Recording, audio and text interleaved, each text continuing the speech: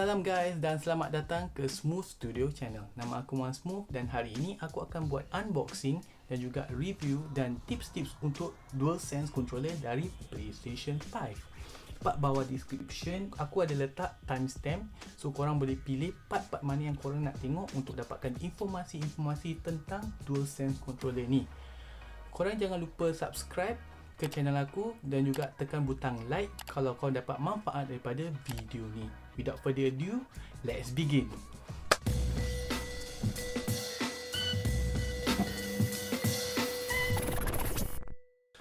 So, kalau korang beli extra DualSense controller, kotak depan dia macam gini. Depan dia ada gambar DualSense punya controller yang baru. Lepas tu yang sebelah belakang pula dia ada some details. Heighten your senses, haptic feedback, adaptive trigger, ni features baru, built-in microphone, feature yang baru, dan juga signature comfort, iaitu dia punya design yang baru yang membuat lagi keselesaan bila korang pakai ni punya controller. Yang sebelah ni pula, di sebelah tepi ni ada tulis dia punya warranty. Okay, ni stiker dia letak stiker dari Singapore. So stiker dia untuk daripada Singapore. So pasal kira aku beli part Singapore, produk dia boleh pakai. Item ni kalau korang nak buat hantar repair, kalau ada rosak dia ada lagi 1 tahun. So sama korang kena kasih dia punya receipt, invoice dengan kotak dia sekali untuk proof yang kau beli barang ni daripada Singapore. So kalau korang daripada negeri lain, korang confirm receipt pada ni tanpa stiker ni padahal ni. Ni stiker je. So kalau stiker confirm daripada, kalau korang beli dari Malaysia ataupun Indonesia, dia nanti tanpa stiker yang daripada negeri yang korang beli lah. Yang tu kalau korang nak buat punya repair, so korang repair dekat situ juga. So, okay, itu je yang ada tempat atas kotak dia. So kita jom buka, tengok apa yang ada kat dalam.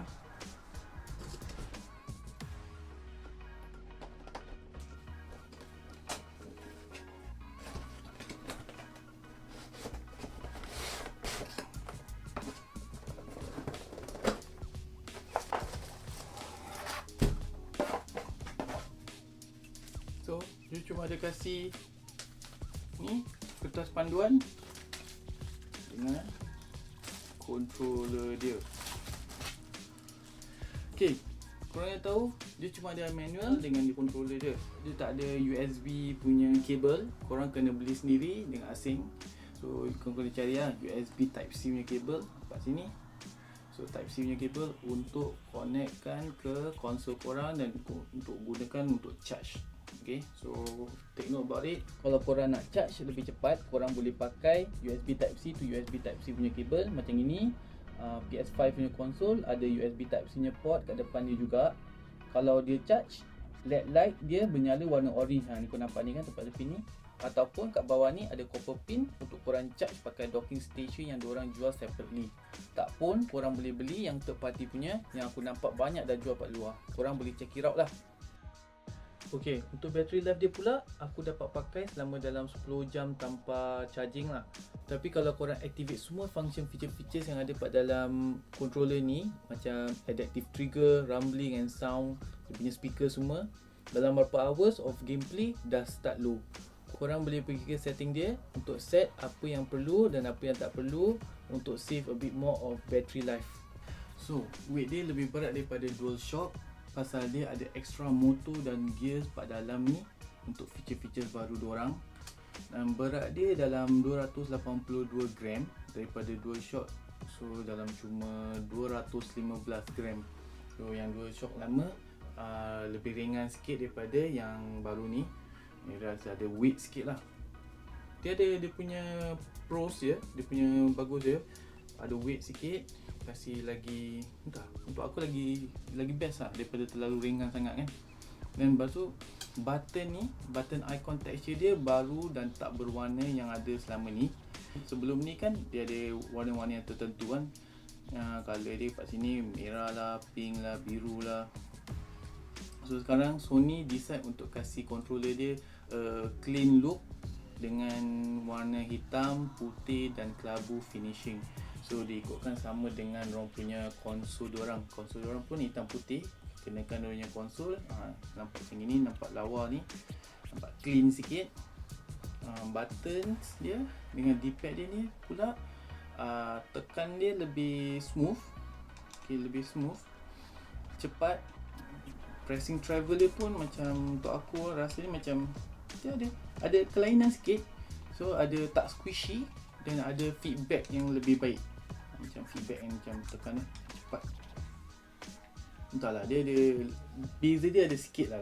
Ada rasa, boleh rasa lain sikit. DualSense ni controller dia buat daripada generasi baru haptic feedback untuk prestasi pengalaman permainan yang lebih memuaskan. So dia direka dengan signature keselesaan design. Dari pegangan dia lebih panjang, kasih grip yang lebih baik untuk permainan yang lebih lama. Kalau korang yang suka main game lama kan, ni bagus lah. Untuk korang yang ada tangan yang sweaty, ataupun yang tangan yang senang berpeluh, sweaty palm, belakang ni ada texture iconic PlayStation icons yang kecil. Yang ini ada yang macam part konsol dia. Dia confirm dapat kasih grip yang lebih baik untuk playtime korang yang lama juga, dengan weight yang berat sikit dan dia punya grip yang panjang.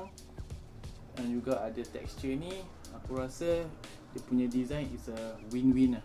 Okay, so yang cover analog stick ni bentuk dan saiz dia sama macam DualShock 4. Lepas tu dengan tekstur dia baru sikit, lain daripada yang DualShock 4. Dengan saiz yang sama ni, korang dapat letak aksesoris yang ada tempat DualShock 4 untuk controller DualSense 5 ni. Okay, selain dari tu, dia ada speaker macam DualShock 4 ni, speaker dia kat sini. Sekarang dia ada built-in microphone kat bawah. So dapat tangkap suara korang walaupun dari sekian jarak. Dia masih dapat tangkap suara yang cukup clear walaupun kalau korang main game yang ada environment yang bising. So macam for example game COD, korang main kan ada environment bising, member korang masih boleh dengar lah. So kalau korang berbual dekat mikrofon dia ni dengan tak payah dekat-dekat pun masih boleh tangkap. Dia punya mikrofon dapat tangkap dengan clear. Ni suara yang keluar daripada mic. Korang boleh dengar sendiri suaranya berapa jauh aku punya distance sekarang dengan controller. Korang boleh dengar kuat dengan environment yang ada kat dalam game COD ni. Cara fungsi dia pakai, kalau korang tekan sekali, lampu warna orange menyala dan ikon mute kat atas sebelah kanan pop up. Itu tanda dia mic korang dah mute. Kalau nak unmute, tekan lagi sekali. Lampu dia mati dan ikon mikrofon dia dah tak kena pangkal lagi, tu kat atas. Lagi satu, kalau tekan lama untuk berapa second, dia akan mute mikrofon korang dan juga suara game dia sekali. So kalau korang nak unmute dia, tekan lagi sekali, lampu dia pun off balik lah. So tu je lah untuk shortcut yang ada untuk butang ni. Sekarang button ni yang ada 3 simbol lain ni kan, sebelum ni diorang panggil share button kan. Sebab sekarang diorang dah tukar panggil dia create button. Fungsi dia dekat sama dengan DualShock 4, tapi ada 1-2 features baru yang ada dalam DualSense punya controller ni lah. Kalau kau tekan sekali, dia keluar option menu untuk choose antara save gameplay, record gameplay yang mampu untuk record video sampai 4K resolution, dan yang ni pula screenshot. Yang sebelah ujung kat kanan, kalau korang nak live stream tempat YouTube ataupun Twitch, korang ada account, korang boleh masuk kat sini, korang link korang punya account kat dalam ni. Okay, so yang sebelah ni pula ialah setting. So untuk korang nak set korang punya screenshotnya save dalam format apa, dalam JPEG ataupun PNG. Format untuk video resolution recording korang pula, korang boleh choose antara MP4 atau WebM untuk 4K. Tapi WebM punya format tak banyak tempat support. Korang kena take note about it, okay? Kat bawah pula, manual recording resolution yang korang boleh tukar antara 1920 to 1080 ataupun 3840 to 2160. Kalau korang nak ada audio korang dalam recording, kau on ni. Dan kalau nak ada campur kau punya suara sama kau punya member-member dalam recording tu, korang switch on ni pula. Ni adalah option baru yang ada untuk create button. Dia pun ada shortcut juga. Kalau korang tekan lama dalam 1-2 second, dia akan screenshot, ikon screenshot pop up ke atas sebelah kanan juga. Kalau korang tekan 2 kali pula, dia dapat record gameplay untuk selama mana PS5 kau ada space dalam storage. Korang boleh juga tukar setting ke 15 second, 30 second atau timing yang korang nak letak untuk recording korang. Yang sebelah ujung kiri pula ni, Ni adalah dia punya menu untuk save korang punya screenshot dengan recording korang lah. Dia save kat dalam media gallery kat sebelah sini, dan juga letak image trophy untuk game-game yang korang main. Sebab korang buat screenshot ni, korang boleh buat simple editing juga. Ni macam gini, korang boleh edit. Okay, tulis nama, example ni, nama ni subscribe Smooth Studio. Okay, macam gini, so korang save. So, kalau korang dapat manfaat dalam video ni, jangan lupa tekan like dan juga subscribe ke channel aku. Thanks!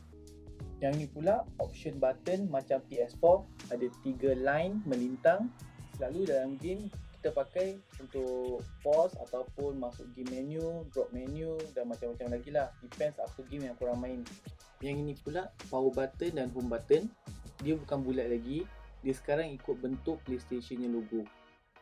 Kalau tekan butang dia, dia akan keluar control center untuk quick navigation macam save game korang, trophy dan juga notification. Kalau tekan lama, dia pergi ke home screen untuk akses game lain, aplikasi media dan setting-setting. Korang boleh juga customize dan juga sembunyikan option-option yang korang tak pakai selalu lah. Kau pergi masuk sini, kau boleh tekan, kau boleh off apa yang korang tak nak pakai. Korang boleh pakai controller ni juga untuk pair ke device-device lain macam komputer ataupun tablet. Kau cuma tekan mute sama create button sampai LED light dia berlampu untuk pair. Ni blinking, ni dah kau boleh pair. Sebelum tu korang kena disconnect dari konsol dia dulu. Ini kau pergi masuk Bluetooth punya setting, korang cari wireless controller. Selepas korang dah pair, korang dah boleh pakai controller ni untuk main game tempat komputer korang ataupun tablet ataupun. Yang part bawah ni pula ada 3.5 headphone jack. So korang boleh pakai korang punya own gaming headphone untuk main game dengan controller ni. Kalau korang ada isu dengan connection atau problem dengan controller dia, korang boleh try pakai pin untuk cocok kat lubang kecil ni yang sebelah belakang ni. Ni dia akan reset to factory setting. So kalau tekan sini, nanti dia boleh reset to factory setting and maybe dapat fix korang punya issue lah. Kalau issue dia minor, probably they will fix it. So you will go to factory setting and semua will be set to apa yang korang dapat on the first day when korang beli dan buka dalam kotak dia. So next, button kat atas ni pula, R1 dan L1 masih digital buttons, tapi yang R2 dan L2 ni sekarang dah ada features baru, iaitu the adaptive trigger. Okay, aku ada tengok dalam YouTube daripada lain channel, ada orang buka controller dia ni, yang sebelah atas ni ada gear dan motor. Ni function untuk adaptive feedback. So itu pun dia punya reason why dia punya controller berat sikit. Kalau kau perasan, button R2 dan L2, kalau kau tekan, dia lebih dalam ni, kau tengok. Aku rasa ni untuk bagi mekanisme yang ada kat dalam ni lebih space untuk dapatkan pembezaan tension untuk adaptive trigger untuk berfungsi dengan lebih baik. Example macam game Astro Playroom ni, korang dapat tengok sendiri recall dari tembak weapon aku ni. Imagine game Fortnite atau COD Cold War. Aku tengok satu video ni, ada orang test dengan different weapons, recall dia semua berlainan. Memang best gila lah. Interesting lah aku tengok video dia. Kalau korang baru dapat PS5, korang boleh main Astro Playroom yang datang free downloaded kat dalam PS5 kau. Game dia ada introduce semua features kat dalam DualSense, dari rasa vibration yang baru. Ni adaptive trigger dia ni. Ni aku tekan ni, kau tengok. Kau tengok. Ada rasa tension ni. Ada tension. Lagi touchpad dia yang cukup sensitif.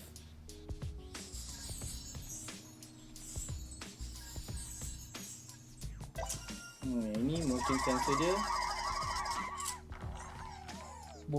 Vibration dia buat rasa macam ada biji-biji satu-satu jatuh ke dalam ni controller sih.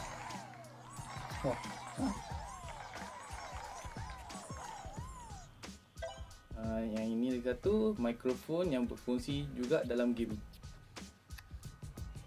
Kau cuma tiup ke mikrofon dia and nanti dia detect.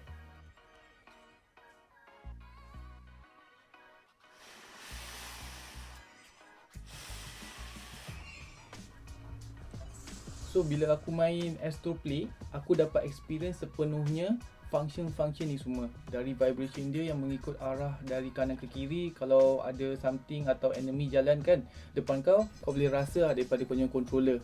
Kalau dia jalan kat rumput, besi ataupun pasir, dia boleh rasa vibration berlainan juga. Lagi satu, bunyi yang keluar daripada speaker enhancekan lagi dia punya whole experience. Inilah dia DualSense controller untuk PlayStation 5. Satu masalah lagi yang aku dapat selain daripada bateri, korang kena take note yang handle dia ni senang kotor. Pasal warna dia color putih. Aku punya controller yang lagi satu dah ada bekas lepas pakai dalam seminggu lebih. Tu korang kena take note, kena rajin bersihkan dengan kain basah. So kena bersihkan lah now and then. Korang tahu from the previous controller yang ada, kalau beli controller yang color putih selalu senang belak ataupun senang kotor. Okay, so dari itu je review aku untuk DualSense controller ni. Kalau korang dapat manfaat dari video ni, jangan lupa tekan butang like dan subscribe ke channel Smooth Studio. Kalau ada soalan, korang boleh tinggalkan soalan korang kat komen di bawah. Dari itu, thank you so much for watching this video. Jumpa lagi di video akan datang. Take care, stay humble, and goodbye.